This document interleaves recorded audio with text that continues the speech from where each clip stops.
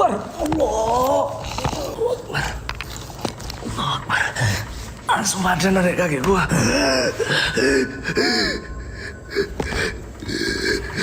Sinten. Ternyata bagian itu dalam dan kaki saya tidak menyentuh dasar. Wala juga tidak bisa menginjak dasar sungai. Kami hampir tenggelam, bahkan kepala dan bahu saya sempat ditekan ke air karena Wala berusaha menopang tubuhnya agar tidak tenggelam. Bahwa jika sungai surut, penghuni sungai meminta tumbal. Terdengar kabar ada 5 orang tenggelam di sungai itu. 3 meninggal dan 2 selamat. Kamu kemarin kemana aja, nak? 3 hari lo gak pulang. Aku bertanya dalam hati. Kayak aku cuma pergi 1 malam untuk melakukan ritual itu. Tetua desa yang menolongku pun mendekat dan berbicara kepada ibuku. Untung belum terlanjur. Anakmu nih mau dibawa ke alamnya.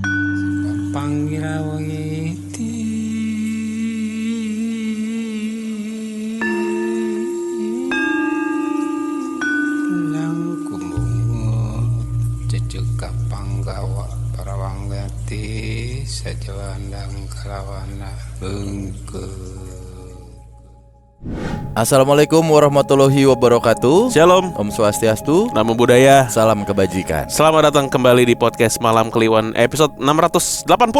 Oke, selamat pagi, siang, sore, malam teman Kliwon dimanapun Anda berada. Sehat selalu, lancar rezekinya. Dan langsung aja kalau mau cerita bareng PMK langsung di sini. Silakan WhatsApp nomor berikut. Di telepon juga boleh. Let's go. Passwordnya apa? Ada passwordnya gak sih? Halo PMK gitu nggak? Cemilan coklat. Colok dong. Itu cemilan coklat. Colok dong. Itu passwordnya ya. Iya. Goblok. Ya, ini buat puluhan ribu atau ratusan ribu teman Kliwon di luar sana. Kita sudah punya 2 buah cerita episode malam hari ini. Yang pertama, ini judulnya tuh sangat erat dengan Dencil ya, kehidupan Dencil. Judulnya tuh Ritual Pencari Togel. Ya gila kali. Aduh. Assalamualaikum Bang Dan dan Bang Bim. Kenalin nama gue Rian. Gue pendengar Potmawon dari episode Setan Jinjit Jati Asih. Akhirnya keterusan sampai sekarang. Gue ini dari kota Sukoharjo, berbatasan langsung dengan kota Solo. Jadi cerita ini adalah cerita bapakku. Jadi POV aku yang ada di cerita ini adalah bapakku ya.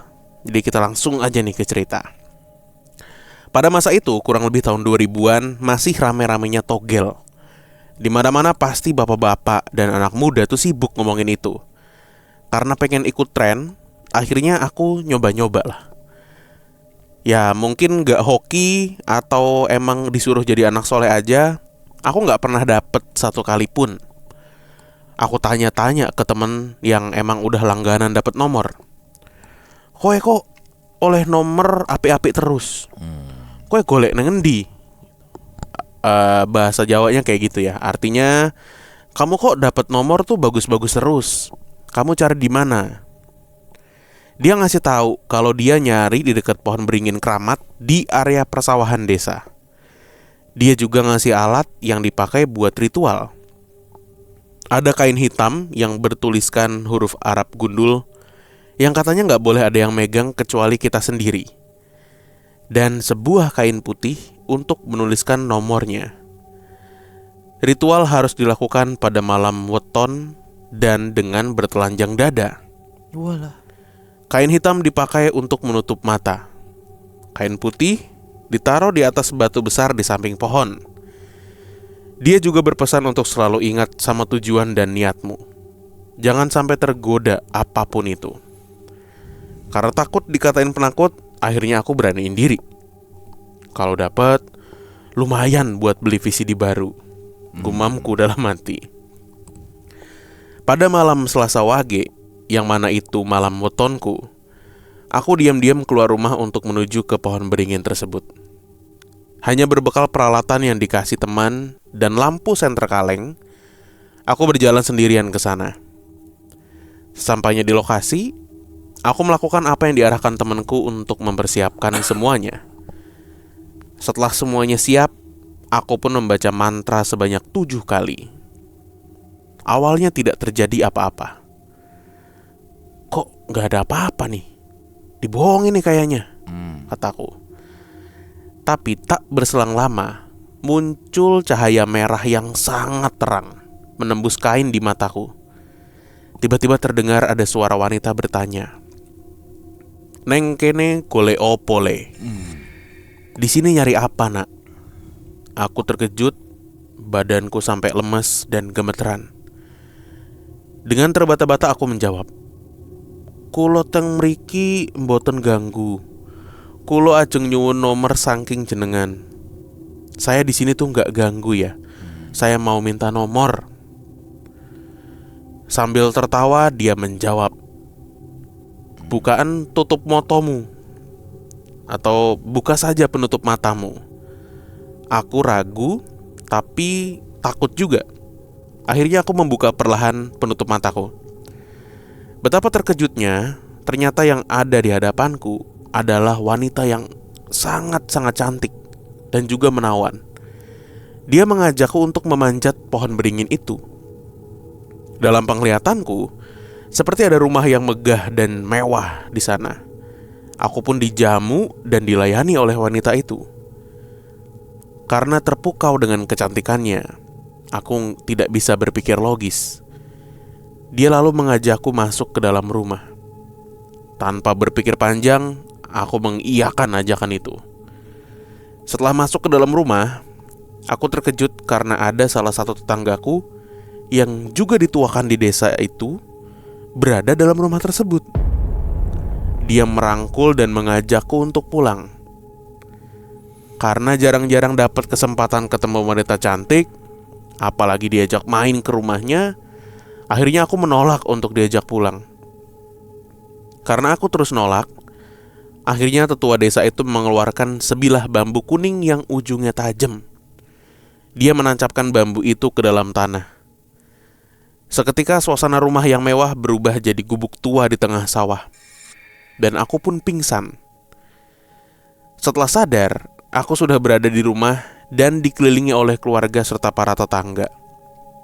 Badanku terkulai lemas dan susah untuk bicara. Sambil menangis dan memelukku, ibuku bertanya, "Kamu kemarin kemana aja, Nak? 3 hari lo gak pulang." Aku bertanya dalam hati, kayak aku cuma pergi 1 malam untuk melakukan ritual itu.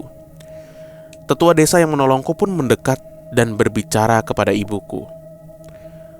"Untung belum terlanjur.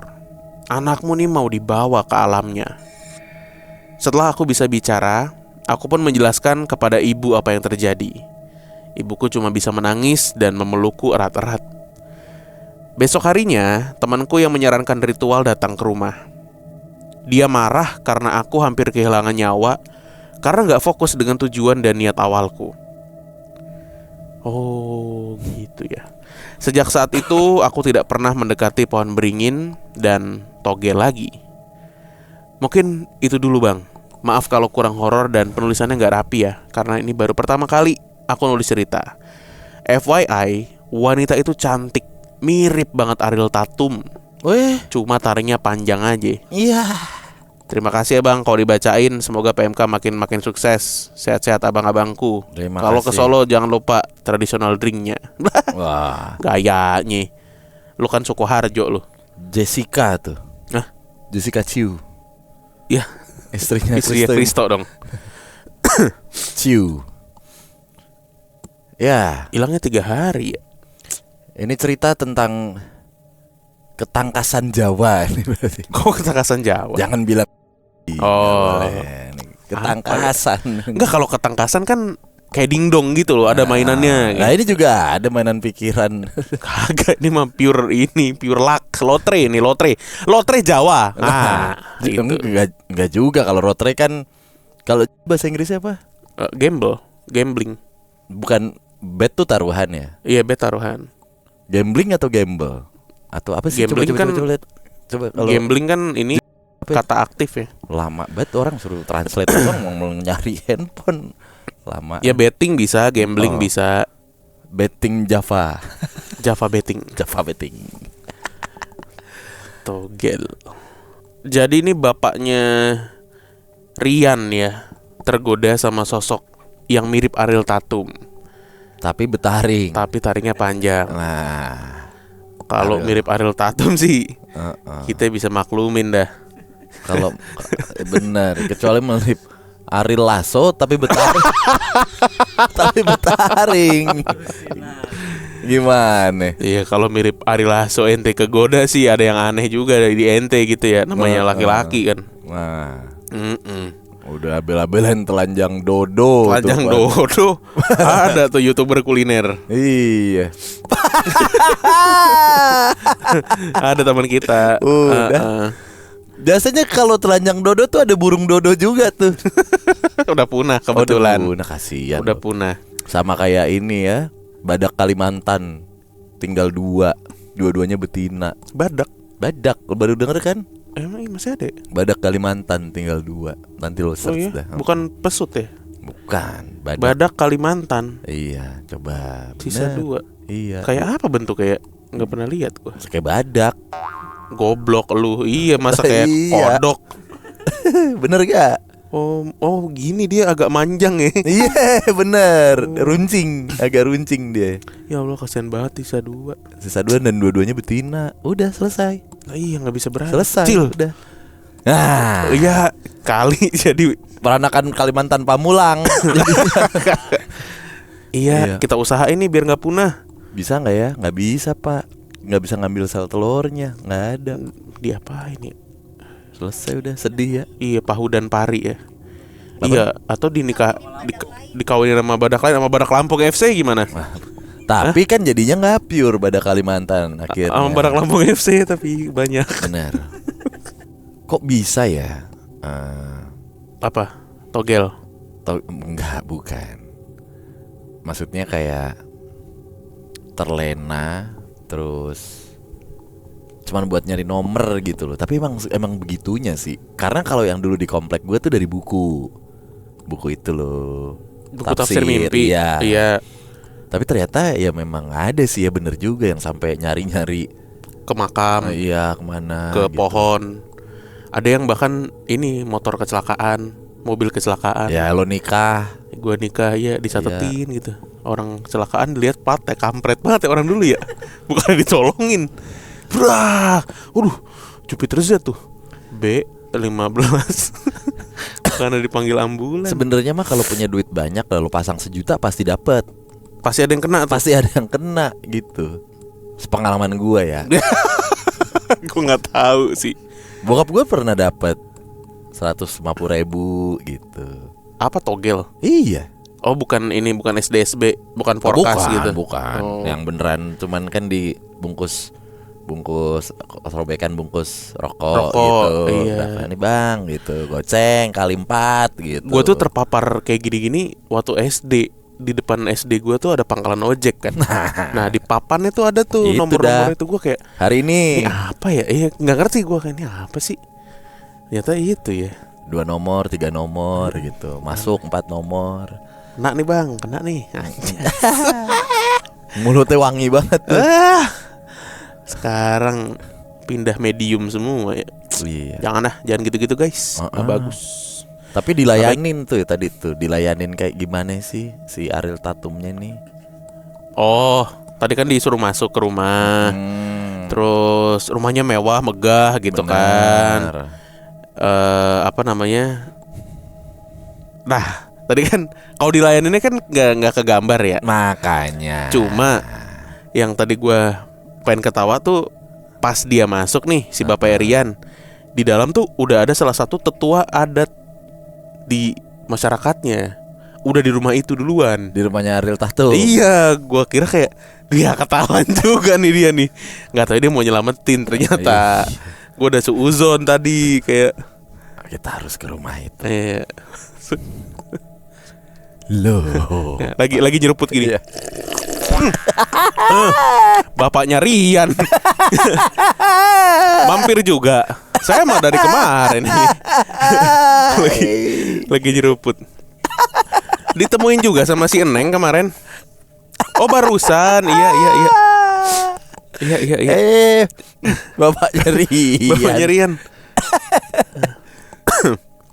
Keg. Ya. Tetua adat sih, tetua adat. Beda cerita kalau udah Ariel Tatum. Iya. Udah gak mandang usia kalau itu. Iya. Mana sih? Apa sih tadi sebutannya? Tetua adat kan bener ya? Ya, pokoknya orang yang disegani lah. Iya, salah seorang tetanggaku yang juga dituakan di desa itu. Oh, berarti bukan tetua adat. Beda. Beda. Iya, kan sama-sama tua. Iya benar. Tetua adat sama yang dituakan. Oh, beda. Yang dipanggil kakek sama Mireya Gebi juga kakek tua. Iya, maksudnya tetangga yang dituakan di desanya juga ada di rumah itu. Ya, memang kita butuh di dalam sebuah komunal tuh ada yang dituakan. Cuman masalahnya kalau di desa dan ada yang dituakan ya, lama banget pidatonya ini. Wah, iya kalau bicara sambutan mah. Aduh. Muka dimah mulu itu hidupnya dia. Nasehat mulu. Kalau dituakannya gini gimana? Tua lo gitu. Bukan. Oh, tapi lebih lucu berarti. Apa? Kalau yang dituakan ada di rumah si Neng mah lebih lucu berarti. Ya sih. Biasanya kan secara lembaga survei Indonesia kan yang dituakan ini kan 60 ke atas ya. Ya, at least sudah kendor kan berarti. Benar. Secara sekrup dan secara sambungan kan. Gitu. Packing-packingnya udah aus. Kudu diganti tuh sil-silnya. Udah nyeret lah itu. Di dalam sama Ariel Tatum bisa kan. Pakai batik lengan panjang kan tuh. Sarung. Iya, atau celana bahan hitam. Pade, Monggo pinara lah. Loh, lagi juga tuh. Javanis ke gap. Ya itulah tadi ya, teman Kliwon jangan ditiru pokoknya. Gini-ginian rungkat nanti kehidupan kalian. Ente-entean. Rungkat. Oke. Lanjut. Assalamualaikum Kak. Di sini saya ingin berbagi sedikit kisah horor yang saya alami. Perkenalkan, nama saya Eka Yulianda Sari. Biasa dipanggil Eka. Tumbenan nama panjang ini. Respect. Saya berasal dari Sumatera, tepatnya di kota Jambi. Di sini saya ingin menceritakan sedikit pengalaman horor saat saya KKN di sebuah desa, tepatnya di desa Teluk Rendah Ilir, kecamatan Tebo. Tebo apa tuh Tebo gitu ya. Jadi Kak, di cerita ini saya mengalami banyak sekali kejadian horor yang sebelumnya belum pernah saya alami. Jadi pada suatu malam, saya lupa harinya tuh hari apa, yang jelas malam, saya dan teman-teman tuh lagi berada di posko atau tempat kami menginap selama KKN. Untuk tempat tinggal, laki-laki dan perempuan dipisah, tetapi jaraknya gak terlalu jauh. Yang perempuan ditempatkan di posyandu, sementara yang laki-laki di kantor desa. Posko kami berada persis di ujung perumahan warga, benar-benar di penghujung jalan.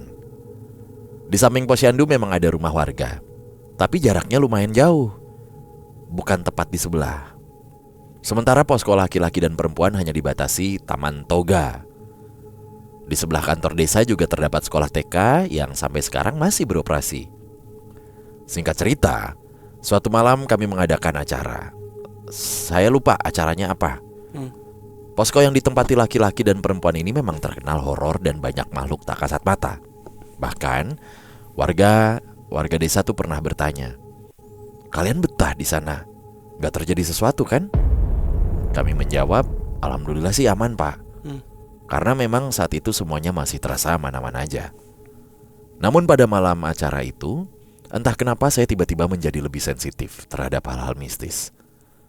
Saat saya keluar dari kantor desa menuju teras, saya melihat sosok berbaju merah sedang duduk di atas pagar kantor desa. Pagar tersebut terbuat dari beton untuk tiangnya dan besi untuk bagian pagarnya. Saya melihat dengan jelas sosok berbaju merah itu duduk di atas pagar. Saya langsung berlari masuk ke dalam kantor desa. Teman saya yang kaget melihat saya bertanya, Eka, kenapa wajahmu seperti orang panik begitu?" Saya menjawab, "Nggak apa-apa kok," sambil tersenyum kaku. Namun teman saya yang sudah paham pasti terjadi sesuatu mendesak saya untuk berkata jujur. Akhirnya saya mengatakan bahwa saya baru saja melihat sosok berbaju merah duduk di atas pagar. Mereka kaget dan bertanya di mana. Saat saya menunjuk kembali ke arah pagar, sosok itu sudah nggak ada, menghilang. Setelah itu kembali ke posko perempuan dan bersiap tidur. Maksudnya saya dan teman saya, kami. Keesokan harinya adalah jadwal saya bersama dua teman saya, Suci dan Deva, untuk piket memasak. Dapur selama KKN berada di kantor desa, karena di Posyandu nggak ada dapur. Siang itu kami mulai memasak untuk makan siang, dan di tengah memasak, saya dan juga Suci mendengar suara seorang tertawa nih, persis di telinga kiri saya. Awalnya saya pikir hanya saya yang mendengar, ternyata Suci juga dengar.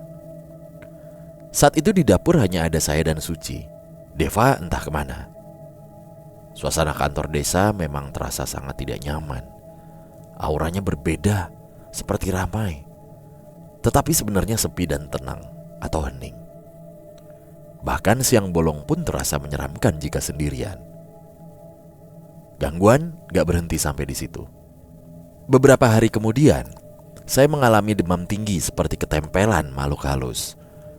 Awalnya pada siang hari saya dan teman-teman diajak warga serta pemuda desa mencari sayur paku di tengah kebun. Tempatnya lumayan jauh dan kami berjalan kaki, sehingga sangat antusias saya, bahkan berjalan paling depan sambil bersenandung. Setelah sayur paku terkumpul banyak, kami pulang karena hari sudah mulai sore. Semua berjalan baik-baik aja. Beberapa hari kemudian saya memotong rambut karena sudah mulai panjang. Rambut saya dipotong oleh Suci pada sore hari. Malamnya, badan saya tiba-tiba terasa panas dan gak enak badan. Saya pikir saya cuma kelelahan. Saat hendak tidur, saya merasa gelisah dan sulit tidur. Akhirnya saya tertidur karena sangat mengantuk. Tengah malam, saya gak tahu jam berapanya, saya lupa. Saya melihat sosok hitam pekat berdiri di depan pintu kamar Posyandu. Sosok itu tidak menghilang meskipun saya berkali-kali mengedipkan mata. Dalam pikiran saya, itu seperti genderuwo. Saya sempat 3 kali menutup dan membuka mata, tetapi sosok itu tetap ada.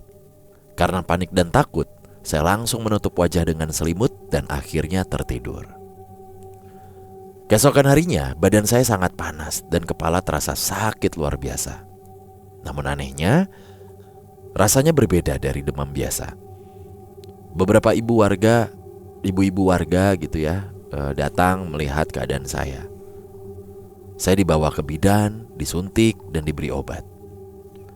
Saya kemudian diminta menginap di rumah seseorang warga bernama Ibu Mar sampai kondisi benar-benar pulih. Ibu Mar menyarankan memanggil orang pintar untuk mengecek keadaan saya. Orang pintar itu datang dan meminta kunyit parut untuk ditempelkan di kening, di telapak tangan, dan di telapak kaki saya. Setelah membaca doa, dia mengatakan saya itu ketempelan makhluk halus saat ke kebun mencari sayur paku. Gak hanya itu, kejadian lain menimpa teman saya, Wala. Suatu hari kami pergi ke kebun untuk membuat tiang perbatasan kampung. Perjalanan sangat terjal dan memakan waktu sekitar 1,5 jam. Saat istirahat, Wala pergi buang air kecil di parit kecil dengan aliran air bersih yang dikelilingi pohon bambu. Sore harinya, kami pulang dan memutuskan pergi ke sungai karena air sedang surut. Musimnya musim kemarau soalnya. Saat air surut, muncul hamparan pasir yang disebut bungin. Yang pergi hanya anak perempuan. Wala yang biasanya malas ke sungai justru sangat antusias. Ia menarik tangan saya dan Suci hingga saya terdorong ke sungai. Ternyata bagian itu dalam dan kaki saya tidak menyentuh dasar.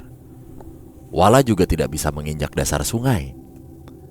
Kami hampir tenggelam, bahkan kepala dan bahu saya sempat ditekan ke air karena Wala berusaha menopang tubuhnya agar tidak tenggelam. Anak-anak yang melihat awalnya mengira kami bercanda. Untungnya Suci menarik tangan saya dan meminta tolong. Anak-anak itu akhirnya membantu kami.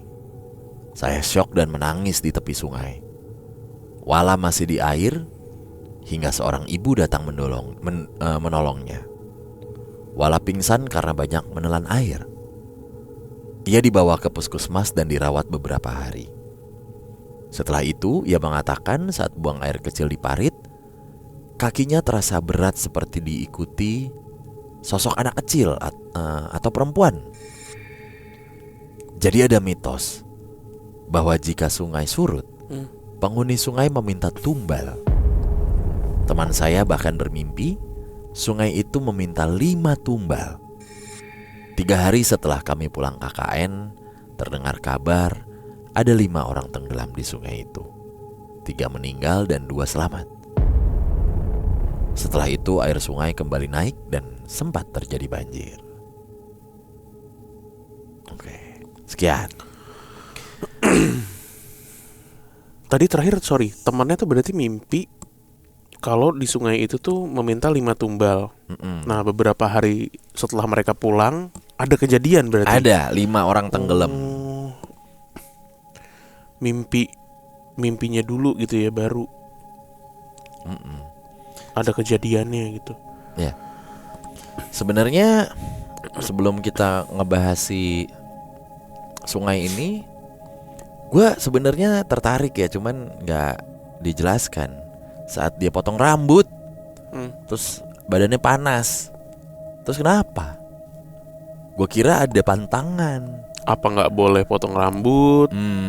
Atau buang sampah rambutnya sembarangan? Iya. Terus datang si genderuwo kan, malamnya. Si makhluk hitam itu. Iya. Nah tapi kenapa nih potong rambut nih? Terus tadi yang merah di atas pagar tuh siapa? Nah itu ya makhluk berbaju merah, bergaun merah. Awal-awal. Oh itu nggak ada urusannya tuh. Nggak ada. Jadi dia kayak nggak gambarin beberapa pengalaman mistisnya dia selama KKN gitu ya. Karena dia sensitif gitu. Oh terus iya tadi salah satu yang dicurigai menjadi trigger itu adalah ketika dia mencari daun paku ya. Tapi bukan karena itunya kan ya. Nah itu bukan karena juga nyabut-nyabut gitu. Jadi ya? kan, nah itu sebenarnya yang tidak menurut kami yang nggak lengkap nih. Karena setupnya udah enak banget tuh. Saya mencari sayur paku, excited, terus dapet sampai sore pulang, terus potong rambut kalau nggak salah. Bener ya, potong rambut terus kejadian. Gue udah nungguin nih apa nih, karena dia sembarangan nyabut. Apa pas dicabut ada kerajaan yang kecabut juga gitu. Kerajaannya kecil banget. Ya nggak mana tahu pak. Ukuran daun paku. Wah kalau kata FNK Cupento kan gitu. Apa? Ada sayur paku gitu. Saya pesan 2 sayur paku dan sayur bambu. Nanti kau telan di dalam perut jadi pagar. Klasik FNK Cupento. Ini KKN di daerah Jambi ya. Tadi telak banget tuh disebutin nama desanya segala macem. sama orang pengirimnya aja telak pak. Iya. Seada-adanya nih. Yang nggak telak yang cuman yang terakhir doang. Apa? Walah. Nama Walau. Walawe. Nama panjangnya kalau nggak salah Walawe. Walawe. Ada Walah. Nah, gitu. Walah dalah gitu. Oh iya benar. Nama panjang kamu Dalah ya? Walah Dalah. Iya, aduh. Walah Dalah. Nah terus terakhir mau ke isep pasir ya? Ke isep pasir, benar. Bukan ke isep pasir sih. Nah ini juga beda nih. Kan sungainya surut. Nah. Muncul pasir yang disebut bungin. Nyemplung mereka. Tapi bukan ke isep. Terus? Nggak napak justru dalam ternyata. Tapi ini juga bingung sih gue. Saat sungai surut, muncul hamparan pasir yang disebut bungin. Betul. Bayangan gua kagak ada airnya dong. Iya, airnya kering gitu. Airnya kering kan. Atau mungkin sebenarnya dia ngelihatnya airnya tuh udah cetek gitu, kayak sisa-sisa. Tapi pas pada berdiri ternyata dalam. Ini mereka dikaburkan gitu ya Mungkin pandangannya. Mungkin. Tadi tuh kita juga mikirin tuh Bang, maksudnya yang disebut bungin tuh apakah ini istilah atau memang ada mitos-mitosnya nih gitu. Ternyata mitosnya dijawabnya di akhir. Coba kayak apa sih? Kalau lagi surut tuh pasti minta tumbal. Ya, ada nama sungai. Oh ini kali nih. Ini kayak pasir. Kayak pasir bener. Muncul, Iya. mereka mau main, menandakan ya. sungai yang surut. Bener. Pas main Ternyata masih masih dalam. dalam. Usut punya usut si wala ya kalau nggak salah tadi tuh. Pas mau itu tuh ada yang nempelin tuh kakinya. Ada yang narik. Ada yang ya narik. Ada yang Nempelin, gelayutan. Oke. Oke lah. Terima kasih untuk semua teman Kliwon yang berbagi pengalaman mistisnya malam hari ini. Kita ketemu lagi di episode berikutnya guys. Bye bye. Bye bye.